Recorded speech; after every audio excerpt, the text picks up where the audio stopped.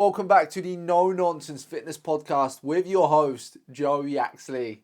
The fucking man, the myth, the legend, if I must say myself. I'm the no bullshit kind of fitness kind of guy who you hear on the internet or you may see on Instagram or on YouTube. And I just tell you how it is. There's no beating around the bush. And I think this is one thing that a lot of my clients respect me for is that they come to me, and if they want to be told, if you're not pulling your weight, guys, you'll be told. Like, that's what you're here for, right? Or my clients, that's what I say to my clients. That's what you're here for. You're here to get results. If you're not doing the work, I'll do my job. I'll hold my end of the bargain, and I'm here to make sure you get results. So that's what I want to do with this podcast, guys. The No Nonsense Fitness Podcast. I give you no nonsense tips, tricks, truths to try and push you all on and educate you and give you as much knowledge as I possibly can on your own health and fitness journey. So in this episode, I want to cover 5 fitness truths.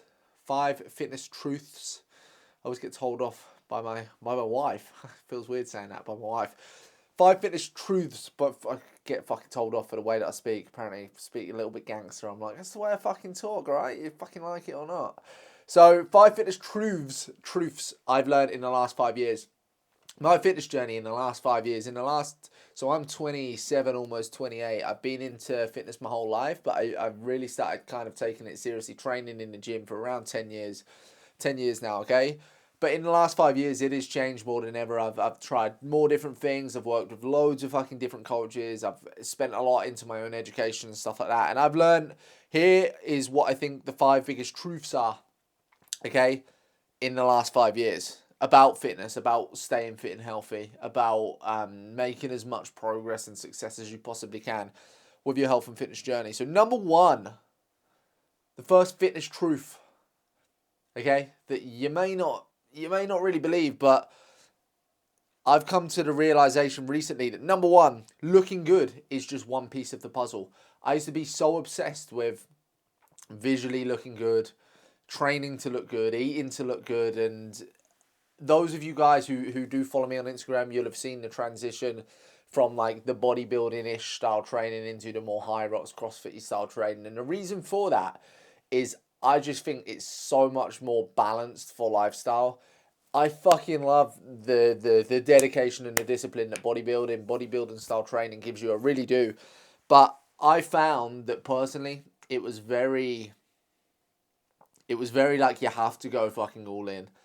There's not a lot of balance when it comes to bodybuilding. Like, if you want to get a good physique or if you want to do a photo shoot, which I do with some of my guys, I believe that every man or woman should get into the best physical shape that they possibly can at least once in their life. I still do believe that.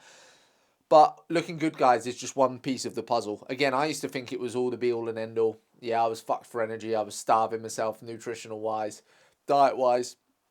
But as long as I look good, could take my shirt off on the beach, and as long as I look good. And I've changed my opinion on this recently. And the reason behind that is I believe that looking good is simply just a byproduct of everything else that happens within your health and fitness journey. It's a byproduct of dialing in your habits, dialing in your mindset, dialing in your discipline, your routine, raising your standards, having more energy. Like, I ask my guys so many different questions on their check-in, and it's to take the attention off just looks, just off photos, because at the end of the day, guys, if you look good but you feel fucking shit inside, then what's the point? My goal is that you feel the best you ever have, and visually, like, it will just be a reflection of how you feel. So if you could have more energy, more time with your family, earn more money within your business because you're more motivated, you're more disciplined, you're more dedicated, you wake up feeling more motivated every single day, okay, you're earning more money maybe, or just you're buying back more time to spend with your kids. Like, whereas before didn't have the fucking energy, you used to get home and slump on the sofa. Okay, if all these things are moving forwards in the right direction, and you're feeling so much better about yourself mindset up here, then looking good will simply follow, guys. So it is not all about looks, and that is the first truth that I've heard and the first realization. There is so much more to being fit and healthy and fitness and training in the gym than just looking good. It is simply a byproduct, okay? Number 2, your environment will determine and dictate the level of success that you can achieve.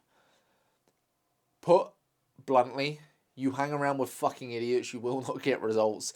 Again, I told you, if you're here for the first time, guys, I told you it's a no nonsense. Fucking no nonsense. Idiots will keep you stuck.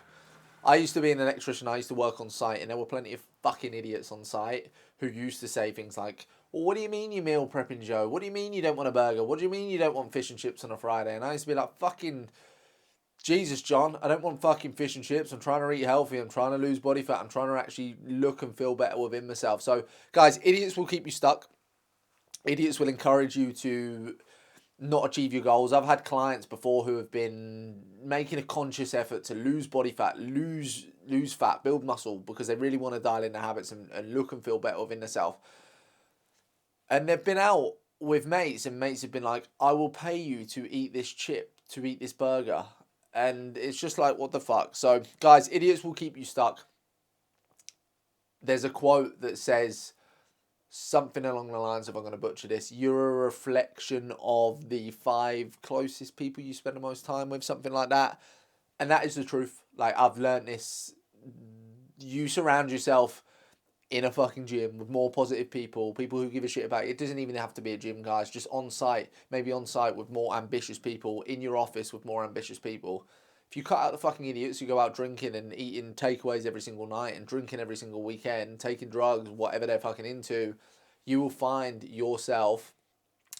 easier for yourself to progress. So your environment, guys, will determine and dictate the level of success that you can achieve. Stop hanging around with fucking idiots and pick better, more ambitious people to hang around with. Number 3, fitness is a hell of a lot easier with other people. And I've realised this. I used to have, I will hold my hands up. Anybody watching the video, my hands are in the air. Hands are up. I used to have a, should we say, shit opinion on CrossFit. I used to be like, those fucking CrossFitters, look at them fucking hanging upside down or swinging on monkey bars like monkeys and doing upside down handstands. And I got into CrossFit and I realised why there's such a cult, because it's such, I think, group training, guys. I used to slate it. I think it's brilliant. I also think that in-person training is really good. I love the online coaching. I think that my online coaching can get really good fucking results compared to one-to-one in-person. But I think there's a fine line between, if you just do in-person, one-to-one, I think maybe you're not going to get the results you need, because what are you doing outside that session? So I think if you're going to do one-to-one in person, you should be paired up with somebody who does you like online programming, nutrition training, check-ins and stuff as well. But aside from that, I think in terms of motivation, in terms of what you can learn and kind of just learn about yourself and learn about fitness and get into fitness, guys, I think it's so much easier with other people, whether that's in a group training environment. Again, I train as part of a group once a week. I'll do group classes. I love the competitive side of things. If anyone's listening to this who goes to my gym, I fucking always want to beat you. Okay, I always want to win. I always want to fucking finish first. And if I don't, I'll be training harder to make sure I do finish first. So for the competitive side of things, okay, again, it's just easier with other people. If you go, I always say to my clients when they say, can I train at home? And I'm like, yes, you can. It will be more difficult. It's so much more difficult to stay motivated at home. I recommend going to a gym just because there's other people there. It's easier to get motivated. Whether it's going to a gym, whether it's having an accountability partner, whether it's telling you going to the gym with your mate, whether it's going to the gym with your partner, I've got guys on my program and girls on my program who go with their teenagers because they've got into the gym and they want to train with the kids. Whether you want to get a coach, I think with other people, guys, group coaching, online coaching, it's easier with other people. It's easier with somebody else or a group of other people. Okay, I really do believe that. And I'm a big advocate for, if you've never tried Hyrox, guys, fucking try it. It's inclusive to everyone. I rave about it. I'm big into it at a minute. And I think that it's just so inclusive of all abilities. And you go to a Hyrox event on the day and there's just so, like, the environment, guys, the community they're building is phenomenal. So fitness is easier with other people, whether that be a coach, whether that be an accountability partner, whether that be a gym. It's easier with other people. I used to be one of these fuckers who used to not want to talk to anyone, go into the gym and fucking have my headphones in, da-dee-da-dee-da-dee-da. It's a hell of a lot easier, guys, to stay motivated. When you haven't got a home gym, you don't train at home, and you go and mingle with other people. Number 4, quick fixes do work until they fucking don't. Quick fixes do work until they don't. The likes of Keto, Carnivore, Weight Watchers, Slimming World, of course they work.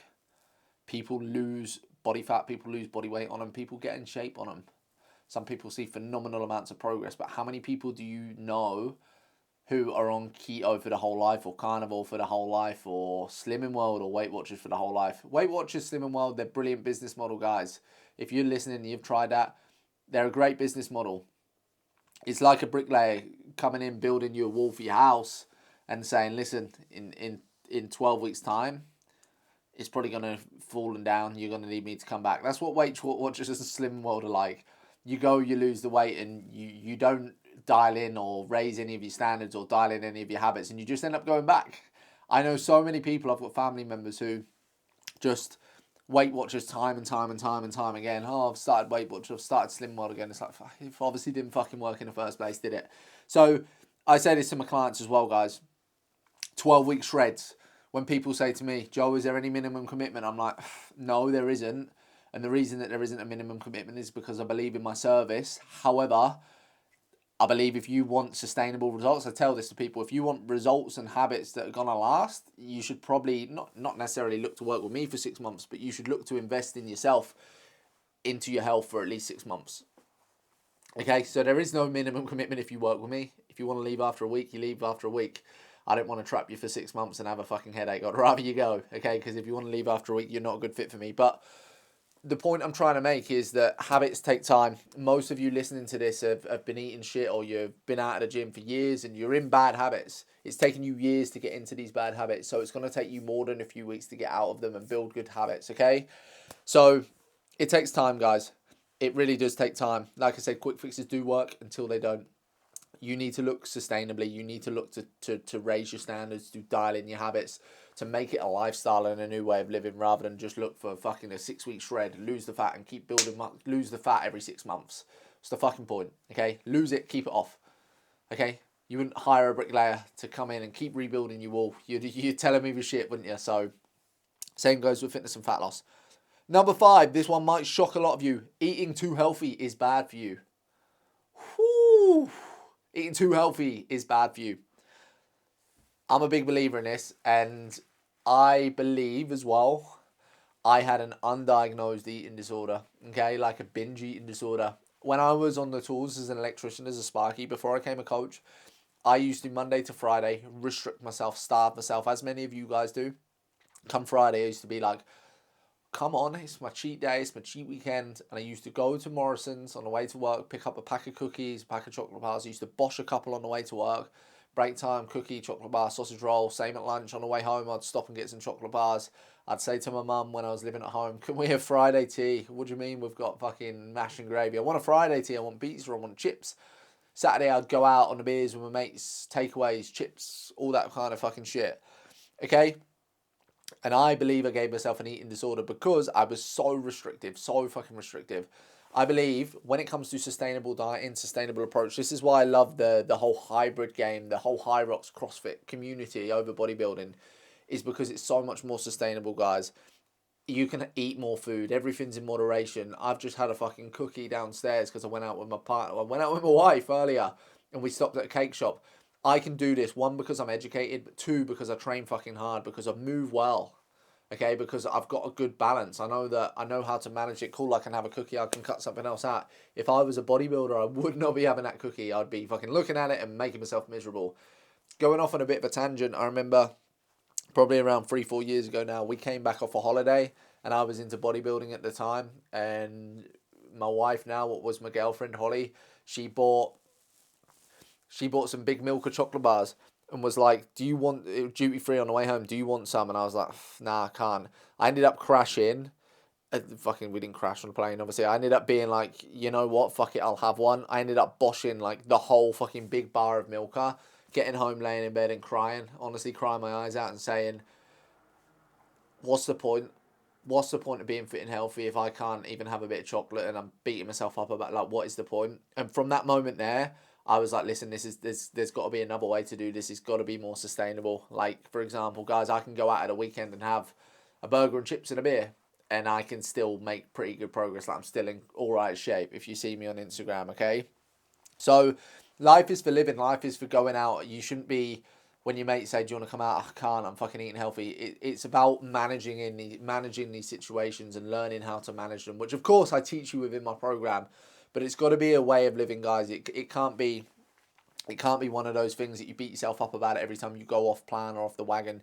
You need to eat different foods. You need to be able to go out and have a beer. Do you know what I mean? If you're drinking beer every day of the week, then of course you're never going to make progress, but you can make progress having a beer here and there. Like I say to all my clients, as guys, we want to run fast, lift fucking heavy, be strong as fuck, look good when we take a shirt off, but still be able to have a burger and a beer at the weekend, right? That is the goal. So just to kind of recap, I went off on a hell of a fucking tangent there, but 5 fitness truths that kind of blew my mind. Looking good is just one piece of the puzzle. It really is. Okay? It is just a byproduct. Number 2, your environment will dictate your level of success. Hang around with idiots, become a fucking idiot and never see results. Number 3, fitness is a hell of a lot easier with other people or in a better environment. Number 4, quick fixes do work until they don't. And number 5, guys, eating too healthy will lead to unhealthy habits. Eating too healthy is bad for you. Whew, I bet you didn't think he was going to fucking hear that from me. Hope you've enjoyed it. It's the No Nonsense Fitness Podcast. As always, of course, if you would like personalized programming, training, nutrition, diet plans, or even in-person one-to-one PT and coaching if you're local to me, I'm not going to share my location on here because there might be some fucking weirdos. But send me a message on Instagram, guys, or I'll stick a link below where you can message me on WhatsApp, inquire, find out more information. I'd love to hear from you. For now, big love. That's Coach Joe, and that is the No Nonsense Fitness Podcast. 5 of the biggest truths that I've learned about fitness.